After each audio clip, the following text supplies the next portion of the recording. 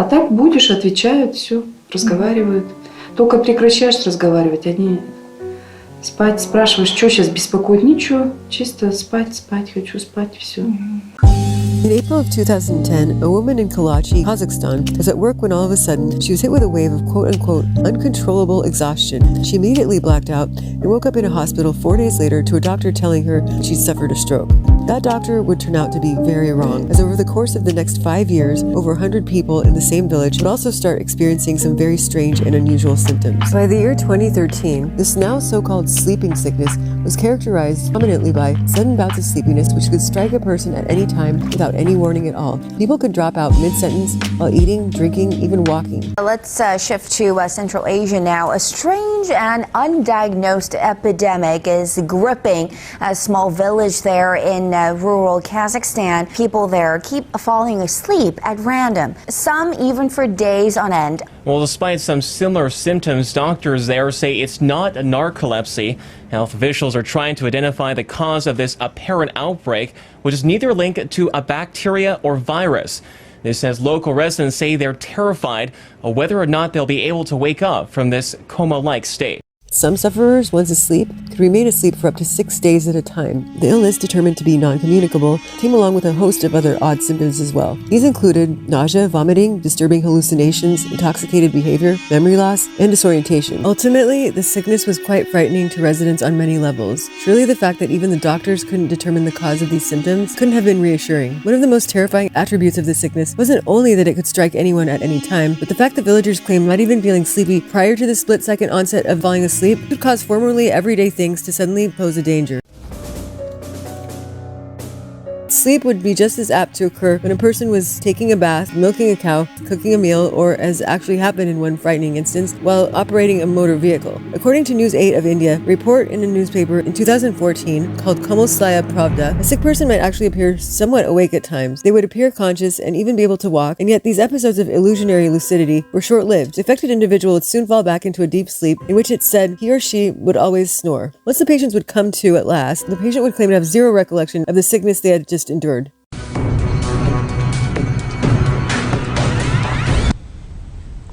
A mysterious sleeping illness has been making residents of a village in Kazakhstan doze off for days at a time over the past 2 years, is leaving experts baffled as to cause of the condition.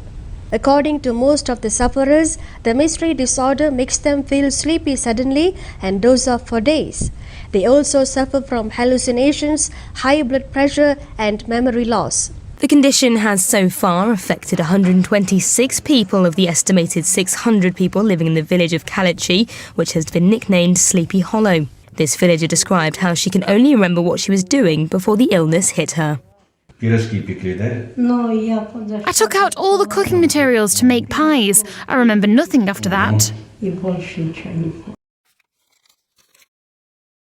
As more and more people would catch the illness, the media would start to report side effects that the town's citizens were finding rather disturbing. One of the chief complaints of women is that their husbands or boyfriends would awaken in a state of extreme and insatiable arousal, and that this would last up to a month after the illness had ended. Another unpleasant side effect experienced was the temporary loss of bladder control during the patient's time spent slumbering. And the list goes on, most of it involving tales of strange behavior being exhibited by the patients upon waking up. Daily Mail writes that some would rant uncontrollably. Locals often would cite an instance where a townsman, particularly known for his impeccable manners, took to cursing out the hospital nurses, calling them whores and similarly vile names. Yet another patient, in the process of recovery, leapt from his bed all of a sudden and gave a Nazi salute to hospital staff. This was accompanied by a very uncharacteristic declaration of Hitler. A third man is reported to have awakened with the idea that he was now a rooster. According to witnesses, the 50-year-old grandfather flapped his arms and crowed wildly about the ward.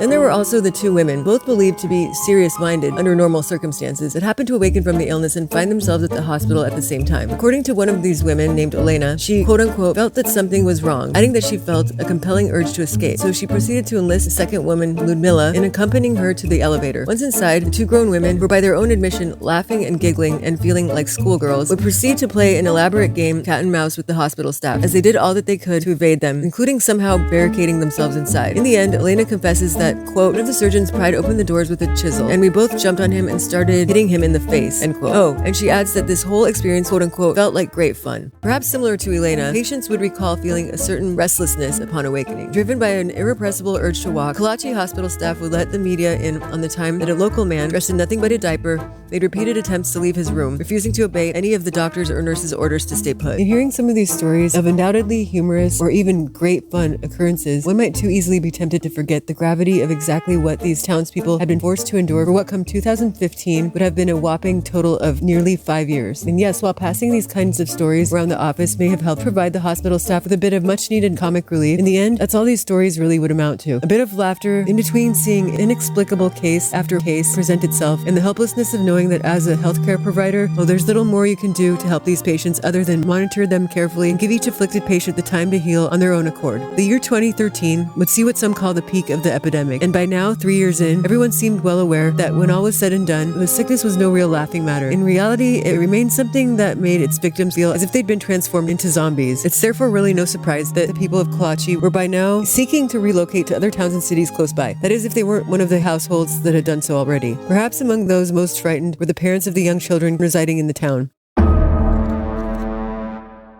Many had seen firsthand the ill and frightening effects of their little ones falling sick to the sleeping syndrome. Some parents claimed these things would haunt them forever. Many Kalachi residents, like this woman named Carla, would find herself at her absolute wit's end following an outbreak of sleeping sickness that took place at the local school one day. As it was reported, several students had all fallen asleep in the middle of the school day, and they would quickly be rushed to the hospital by ambulance. The local news team was able to catch quite a bit of what occurred, and it was footage that people would find disturbing to see. Disturbing images of children receiving medical treatment at their school, displaying symptoms that range from dizziness to loss of consciousness. About 100 residents of the western Kazakh village, most of them children, have been rushed to hospitals with the mysterious symptoms since late November. On January 21st, 12 more children complained of feeling sick. In past cases, symptoms for some have persisted or returned. Carla Sapieva says her teenage daughter became sick at school 2 months ago, along with many other students. The daughter is still receiving treatment, and her mother is still looking for answers.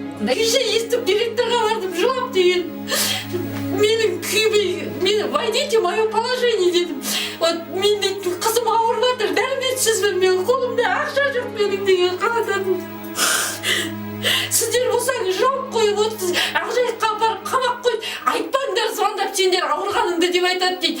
Так можно разве? Мы же должны знать, я должна знать, что моя дочка там болеет, а вдруг что случится? Кім жауап береді оған деген? Even for those of us who don't understand the language, her exasperation comes across clear as day. She's frustrated, and with good reason, it seems. She alludes to the notion that their government, she feels, has not done enough and continues to not do enough to keep its residents protected and informed. And truth be told, many villagers share Carla's sentiments. One of these parents is 21-year-old mother Olga S. She and her husband Igor are the proud parents of 2-year-old Stanislav and 8-month-old Kirill. In Olga's own words, as printed in the Siberian Times, quote, "We need to escape now. There's no future for us here. Many people have sent their children to relocate in other cities or villages. It is so scary. No one can explain anything to us. We still do not know what's going on. My kids have not been outside since September. I'm afraid to let them out," end quote.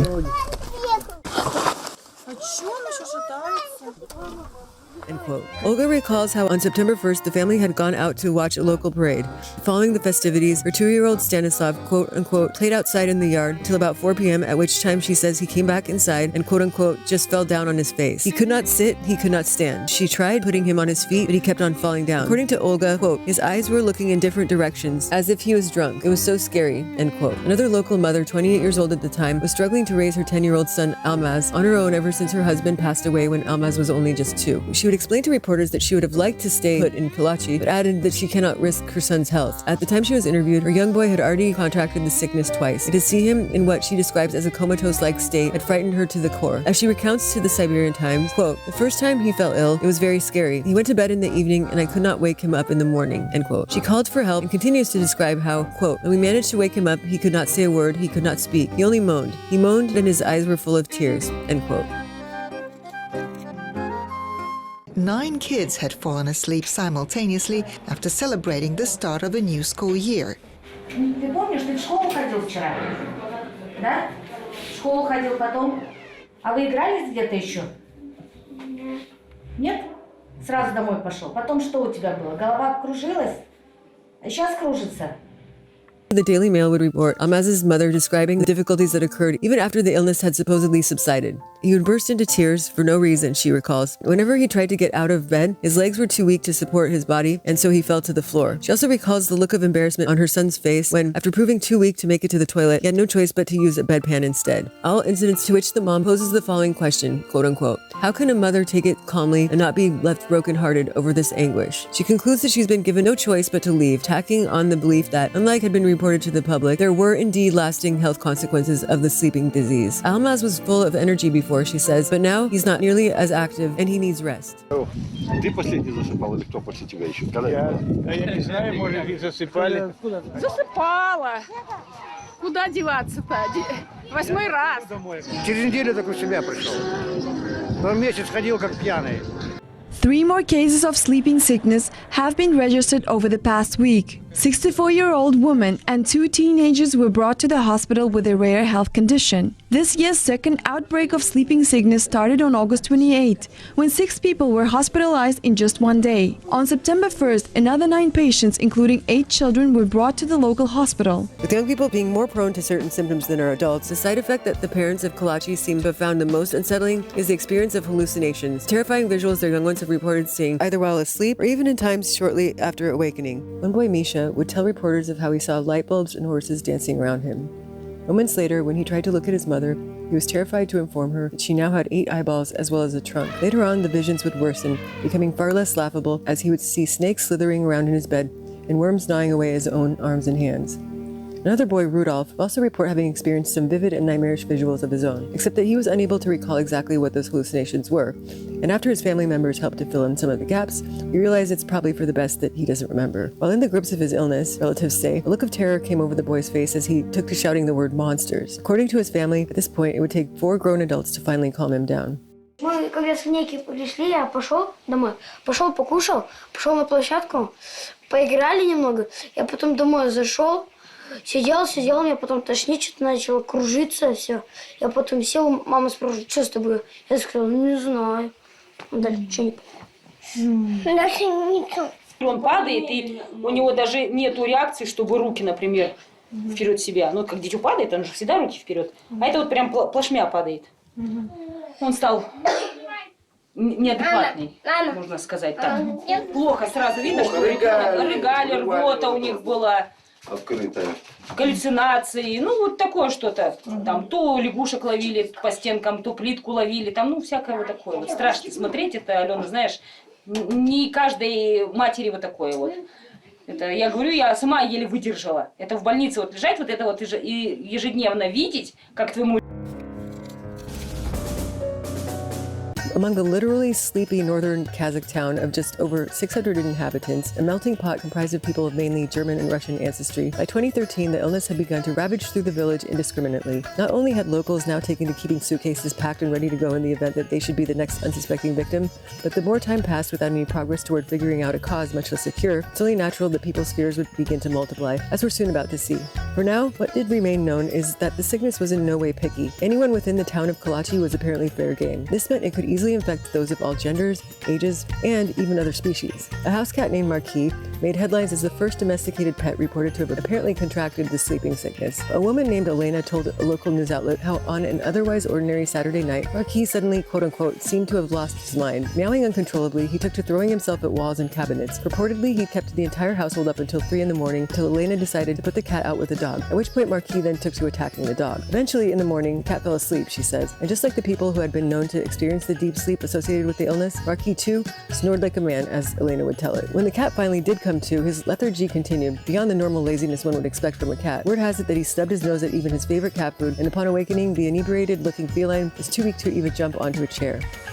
In essence, as long as one was within town bounds, they had equal odds of becoming the next to be targeted. As much as gender and age didn't matter, it became clear that neither did status, seeing as at one point even the mayor of Kalachi fell victim.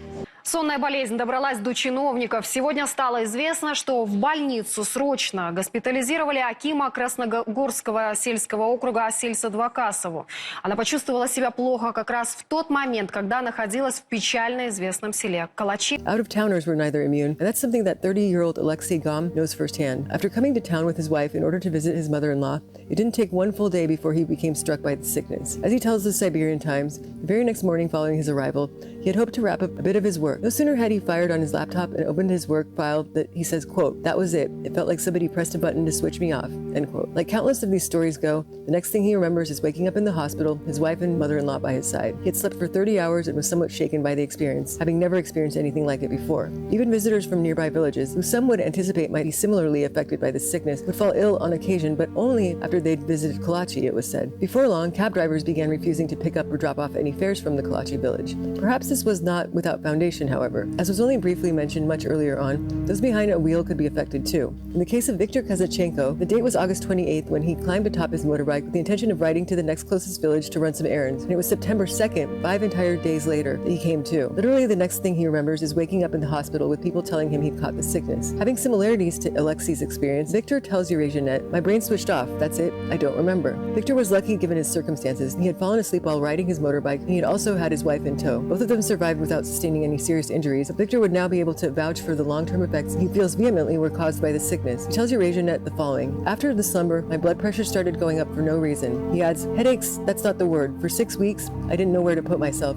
It strongly affects your mentality. I'm very on edge." Здорово, Андрей. Здорово. Чё, как самочувствие? Да было, и чё, сейчас вообще было. Чё, уснул, да? Чё, ты куртку, наверное, чё? Да, здесь. Давай, руку пойдем. А чё, когда вот так случилось? Да вот, было всё. Все время крути до бабушки, он с кровати бабых лицом. Куда? Давай. Ногу вот эту давай. Андрей, ногу. Вот так мы транспортируем больных своими силами. А это ничего. Бояться надо, вот с камерой ходит. Это папа спит. Кто-нибудь не знавший сказал бы, пьянь какая-то идет, и все. Да, не поверил. И не стали даже подходить, помогать. Perhaps with the growing number of cases and about just as many unanswered questions, it would only be a matter of time before members of Kalachi would become more serious about their demands to know what was happening. Others would become more driven to find a way out of a town that was once popularized somewhat endearingly as the real-life Sleepy Hollow, and now, somewhat tragically, graduated to a moniker the locals found to be more apt. That is, the Village of the Damned.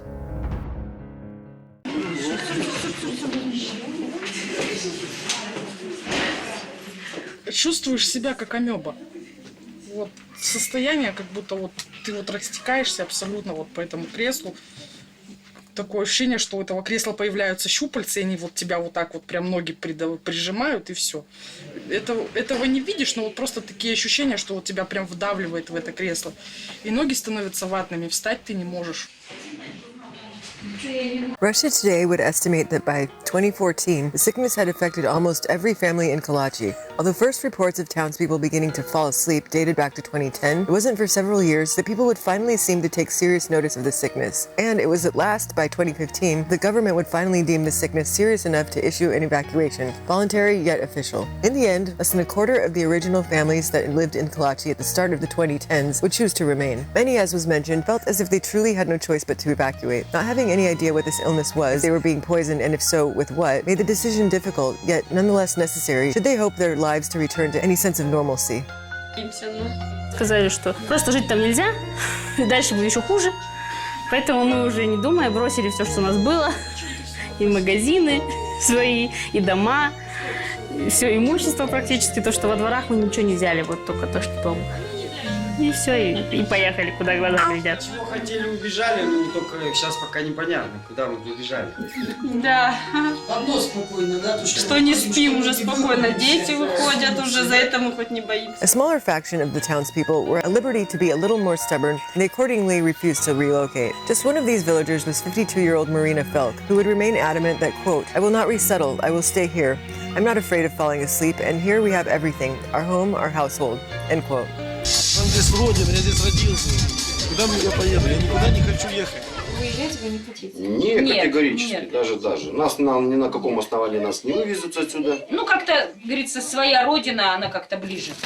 For many who had made the difficult decision to leave, the victory was bittersweet at best. Дом был хороший, большой. Думали же здесь жить до старости, как родители наши.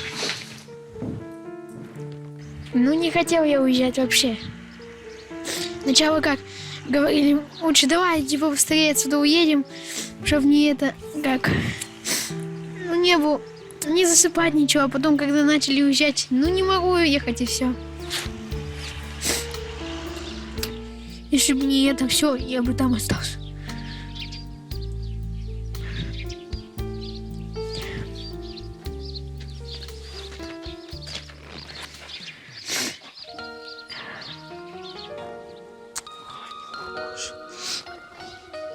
Ой, не говори мне ничего про Калачи. Если так просто было поехать, то с детьми. Ну, что ты там оставила? Что ты там оставила? Ну как что, там училась, жила все время, все родное, все свои. И подружка осталась, все равно всех знаешь, как-то есть кому это, здесь никого не знаешь, чужие все. Если бы детей не было, я бы, может быть, туда и не стала бы никуда ехать. Кто-то по 3-му кругу спит, по 4-му. Это же какие-то последствия вообще дают страшные. А ребенку что там 2 года, много надо, что ли? Не дай бог, что и все. With relocation came tremendous loss, both material as well as intangible, financial hardship and uncertainty. Many townspeople worried about their future if they simply up and left behind all that they had to their name. На год договор заключают, а в остальном дальше как? И то на аренде. Только арендные условия. Да. А если потом через год он передумает, хозяин, и куда потом? И здесь собственность потеряешь, и там нету. И все. Others, like Olga and her family, would find the move to be most strenuous on an emotional level.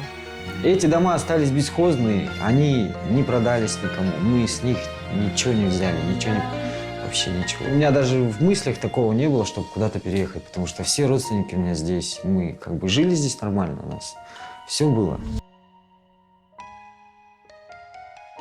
Even for those now away from Kalachi and out of harm's way, it wouldn't be surprising if one thing continued to keep them from moving on, achieving the closure they needed to be able to close the book on the Kalachi chapter of their lives once and for all. I'm talking about the one unanswered question that remained, that is, the question of why. Why had this all happened? What was ultimately at the root of this mysterious illness?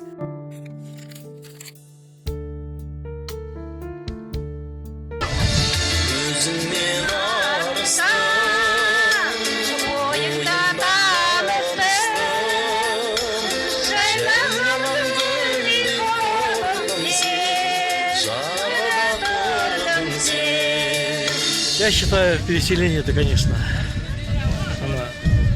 должно быть вторично. Сначала найти надо причину, а потом уже объявлять или что-то говорить.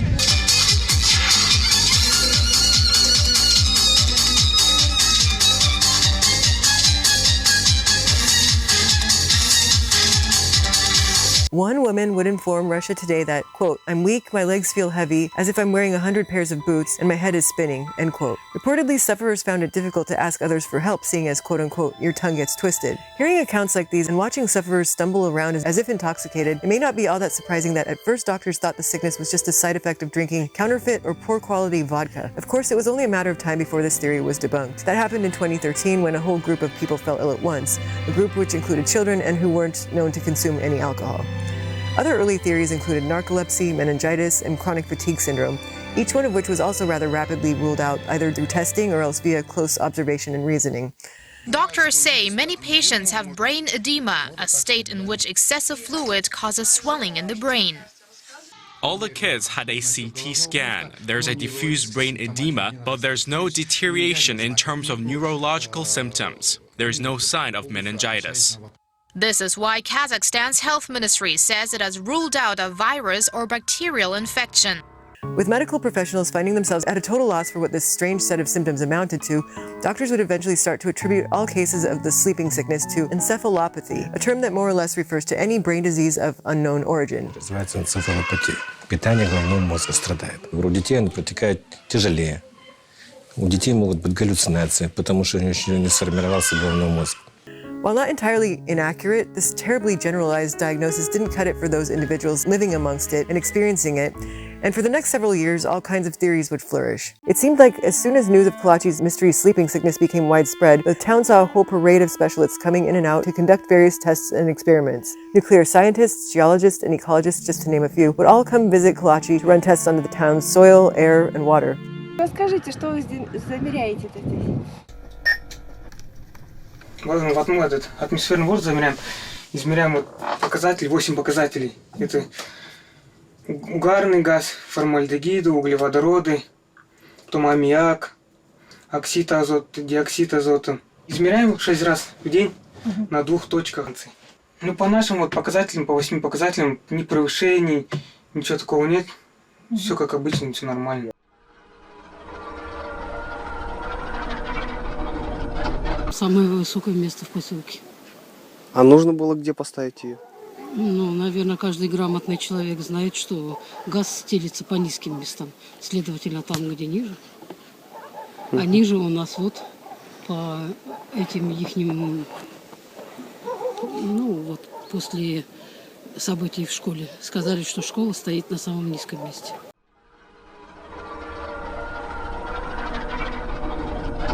Эта скважина существует с 70-х годов. С основания этого поселка постоянно мы квартал раз сдаем анализы в своем местном бак-лаборатории и в химлаборатории. Ну, в связи с этой болезнью много раз уже увозили его и в Астану, и в областной центр, как читав. Ну, пока результат ничего такого не нашли в воде. А давайте наберем большее количество воды. Да, пожалуйста. И в Москву отвезем и сделаем экспертизу уже. Да, потом вы нам хотят сообщить. Мы проверили вашу воду. Никаких превышений нормативов, которые устанавливают российские нормативные документы качеству питьевой воды централизованного водоснабжения, не обнаружено.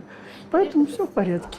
Except that the glaring problem is that everything is obviously not in order. The fact that the sickness had several strange attributes didn't help much in terms of garnering any sort of solid understanding. For example, the illness had a tendency to strike the town in waves. These so-called outbreaks would affect numerous people in close proximity at once, after which the illness would retreat, albeit only temporarily hibernating, until weeks or months later, when it would unpredictably rear its head ever so shamelessly again. No one could really make sense of such patterns, but they certainly didn't go unnoticed. Prime examples were the outbreaks that hit the school. The footage captured on scene showing school children writhing in agony couldn't help but make some residents look toward a more supernatural explanation. In other words, some townspeople wondered if maybe this hadn't all simply been brought on by a demonic haunting, some evil spirit on a mission to wreak havoc for their remote and unsuspecting village. Taking things one step even further was a townsman who, after taking the time to meticulously plot out all of the affected homes in Kalachi, had observed a pattern that could lead him to arrive at only one conclusion. The sickness appeared to be the inexplicable yet obvious work of an extraterrestrial variety. Suffice it to say, with the answers feeling as if just barely out of reach, paranoia was mounting, and without a shred of evidence to indicate otherwise, conspiracy theories began to look just as plausible as any other.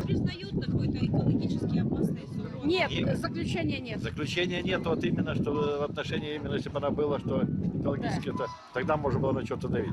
Они не хотят этого признать. Interestingly enough, the locals would start pointing fingers at the government. The government would likewise start calling out the residents of Kalachi. And as recently as 2022, disturbing footage was captured at an all-girls school in Uttarakhand in northern India. Watch carefully as a group of 15 girls all began out of the blue and, according to the papers, acting as if possessed.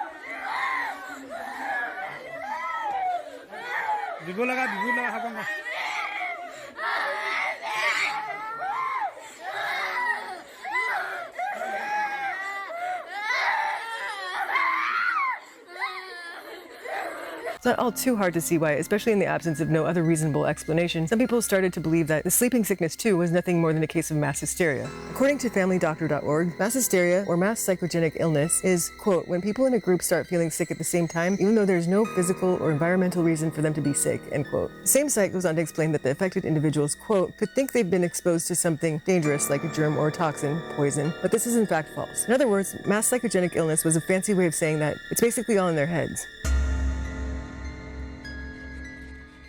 While the villagers of Kalachi would scoff at even the prospect of such a bogus and lazy accusation, their own government would, surprisingly enough, cling on to the possibility for a while. Over time, paranoia had increased on both sides. The residents of Kalachi didn't seem to fully trust their own government, while the government didn't fully trust the people of Kalachi either. Among one of the government's theories asserted that residents of the town were experiencing this illness, a manifestation of mass hysteria, because they were hoping to secure government funding to allow them to leave Kalachi and go live elsewhere. Proponents of this theory were finally forced to admit that it lacked credibility when it came to light that among those not wanting to leave Kalachi were residents who had fallen ill. Presumably, the worst possible accusation was when the government threw out the allegation that the parents of the town, namely, had taken to somehow poisoning their own children. There's not much more information to be found out about this particular theory. One villager would voice their disgust at the mere insinuation of it, stating that here were these parents all worried to death over the prospect of their child falling ill, and then amidst that, to have your own government accuse you of something so utterly deplorable. And then there's another thing we shouldn't let ourselves forget, and that is, of course, the townspeople who had their own conspiracy theories to consider. Most, if not all, of the townspeople's so-called conspiracy theories centered around the belief that Kalachi residents were being poisoned in some way by the government. One of the flimsier theories would blame the politics surrounding a particular election taking place at the time. As for how that logically extends to mean that the government was poisoning Kalachi, at that time, to some people, it made sense. Ultimately, though, it was another particular theory that made the most sense to the residents. And this theory centered around the belief that the town of Kalachi had been built on top of some very valuable soil.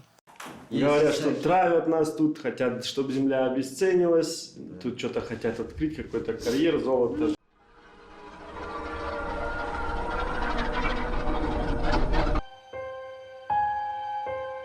There are abandoned uranium mines 3 kilometers away from the village.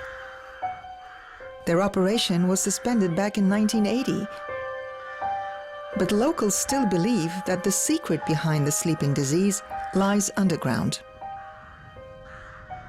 Это ствол шахты 6, рудника 3, грузовой. Здесь выдавалась по нему руда. Радиация здесь есть, вот в одном месте мы показывали. Сейчас мы замерим, увидим сколько. Мощность дозы 180 микрорентген. 180 микрорентген. Опасно.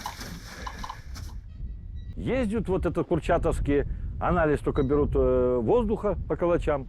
Ну, они говорят, что мы засыпаем не от радиации и не от радона. Вот их не ответ. Вот сюда вот были еще выброшены все реагенты с бывшего вот этого нашего свинцового завода.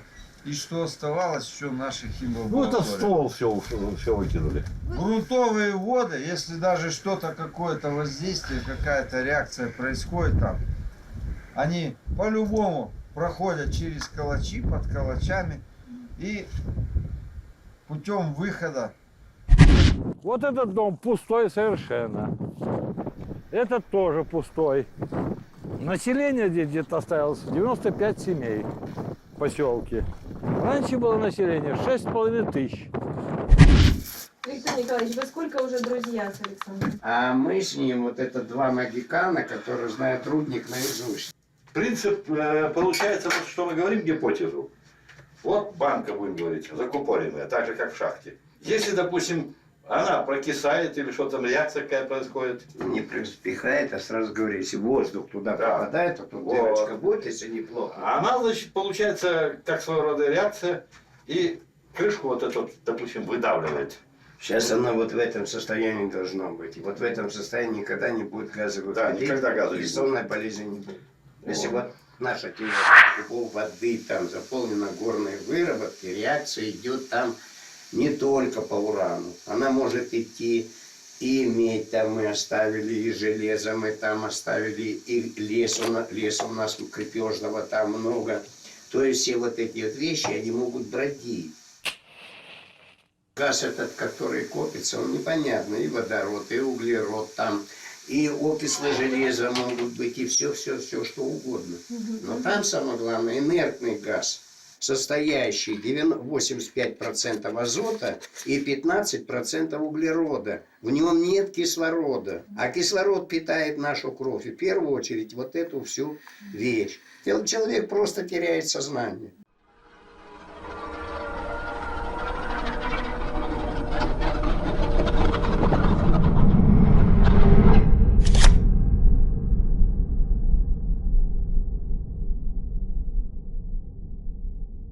Секрет сонной болезни изучают казахстанские ученые. Исследования показали, что вероятнее всего жители засыпали от недостатка кислорода в сочетании с повышенным содержанием угарного газа и углеводорода в воздухе. Долгое время ученые рассматривали связь между сонной болезнью и закрытыми рудниками, из которых в советское время добывали урановую руду. Сейчас уже точно можно сказать, что радиация тут ни при чем. Выяснено, что у 50% населения повышенное содержание карбоксигемоглобина в крови, выше физиологической нормы. Наша задача изучить неблагоприятные факторы окружающей среды. Почему так происходит? Это второй вопрос. Над ним мы сейчас и работаем.